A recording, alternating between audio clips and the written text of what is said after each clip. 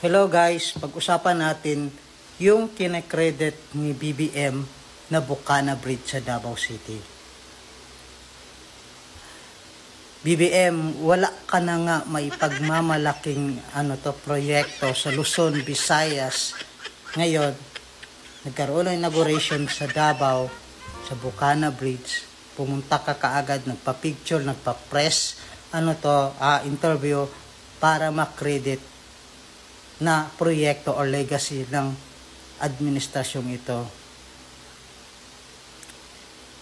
Kailan ka pa nagkaroon ng isang proyekto na pinagmalaki mo sa Luzon o di kaya sa Del Norte? Wala. Sa Ilocos, wala.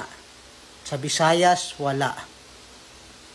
Ngayon, nung natapos ang Bukana Bridge since 2023, kung hindi ako nagkakamali ngayon, pupunta ka ng Davao para magpa-photo op, magpa-interview, then one of the legacy of this administration. Tingnan mo kung paano mo kinakredit yung Bukana Bridge. Ni wala kang maipagmamalaki na proyekto mo na natapos. Matatapos na yung termino mo, wala ka pang maipagmamalaki. Tapos ngayon, pupunta ka ng Davao, magpapa-photo ops ka, magpapa-interview ka. Dahil sobrang ganda, di ba, ng proyekto ni Tatay Digong. Legasiya ni Tatay Digong. Hindi ka ba nahihiya? Saan ka kumukuha ng kapal ng pagmumuka? Isipin nyo guys simula nung termino ni BBM, wala tayong nakita na nagpa-interview siya na natapos na project. Bakit? Kasi puro issue nila is Duterte. Kung hindi naman, asan ang project ni BBM? Puro issue ng flood control, mali-maletang mali-maletang pera. Tapos pag may pag may problema sa flood control, ang sinisisi Duterte. Kapag merong naglabas na testigo, ang sinisisi Duterte. Pagdating sa mga vlogger, DDS vlogger, Duterte, bayaran daw. Ang totoo, kayo ang may pera Malay-maleta Wala nga kayong natatapos na proyekto. Puro appointed, puro pagtanggal ng mga taong ayaw ninyo. At kapag hindi ninyo nagustuhan ng isang tao, tatanggalin ninyo. Ano to? Diktator na?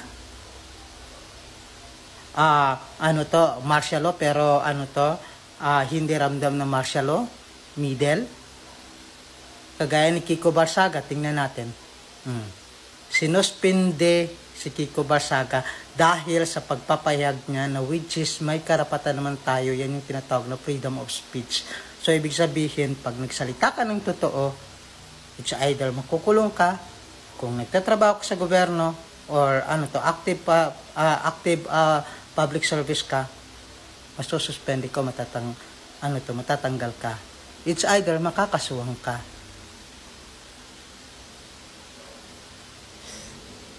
Grabe. Guys, tingnan nyo ang nangyayari ngayon sa Pilipinas. Bagsak ang ekonomiya, wala nang investor ang Pilipinas. Lugmok na ang Pilipinas. Hindi na nakakabangon. Thank you guys. Ito guys, panoorin natin kung paano kinakredit ni BBM yung Bukana Bridge na proyekto sa Davao City. Panoorin natin yung interview niya. Ito ay nagsimula, na-approve ito noong July ng 2022. Nagsimula ito ng 2023. Early 2023. Late 2023 kasi mga approval. At ngayon ay tapos na. Kaya natulungan naman tayo ng ating mga Chinese na contractor dahil ang ganda ng technology nila kaya napakabilis at marunong talaga sila magpatayo ng magandang tulay, magandang infrastructure na mabilis at nasa tamang gastos, nasa tamang presyo. Panoorin natin guys kung paano pinagtabuyan ng mga taga Davao City si BBM.